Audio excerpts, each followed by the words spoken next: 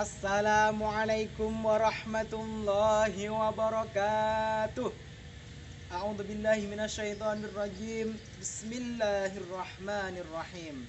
Alhamdulillahil wasi'il azim, al-jawadil barrir rahim. Khalaqa kulla syai'in faqaddarah wa anzala syar'a fayassarah wa huwal hakimul alim. Wa asyhadu annahu la ilaha illahu al-malikul haqqul mubin wa asyhadu anna Muhammadan abduhu wa rasuluh al-mustafa 'alal mursalin wa 'ala jami'i alihi wa ashabihi wa tabi'in lahum bi ihsanin ila yaumiddin wa sallimu taslima. Dewan juri yang saya hormati, sahabat dai-daiyah yang dirahmati oleh Allah Subhanahu wa taala. Mlaku-mlaku neng Tulungagung, ojo lali mampir neng Kalidawir. Yuk para kanca padha sinau bareng tentang pemuda, Islam dan cinta tanah air. Pemuda, apa itu pemuda? Pemuda adalah orang yang mengalami fase remaja, fase transisi dari kekanak-kanakan menuju lebih dewasa.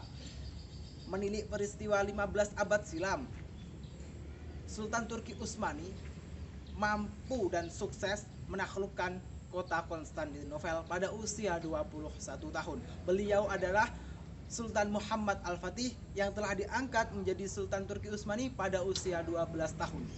Beliau mendapatkan gelar Al-Fatih karena dia mampu menaklukkan kota yang kala itu sangat sulit ditembus oleh pihak manapun. Beliau juga pakar dalam keilmuan ketentaraan, matematika, sains, serta sekaligus menguasai 6 bahasa. Masya Allah. Kembali lagi ke negeri kita tercinta Indonesia. Presiden Soekarno pernah berkata, beri aku 10 pemuda, niscaya kuguncangkan dunia. Dari kutipan tersebut dapat kita kolerasikan dengan Mahfudat Subhanul Yaum Rijalul Ghad. Pemuda hari ini adalah pemimpin masa depan. Namun, pemuda seperti apa yang kita damba-dambakan? Tentunya adalah pemuda yang memiliki semangat jiwa yang tinggi dalam membangun negeri, serta memiliki loyalitas, mobilitas, serta religiulitas yang mumpuni. Sahabat dai-daiyah yang dirahmati oleh Allah, tidak berhenti sampai di situ saja. Sebagai seorang pemuda juga harus cinta kepada tanah airnya, agar negara ini menjadi negara baldatun thayyibatun wa rabbun ghafur, sebagaimana syair Kiai Haji Wahab Hasbullah yang akan saya dendangkan. Ya lal waton, ya lal waton, ya lal waton, hubbul waton minal iman wala takun minal hirman inhadu ahlal waton. Dalam syair tersebut terdapat satu bait yang berarti cinta tanah air sebagian dari iman. Cinta tanah air, apa dalilnya cinta tanah air? Yang pertama, cinta tanah air, Allah Subhanahu wa taala berfirman dalam surat Al-Qasas ayat 85. Bismillahirrahmanirrahim.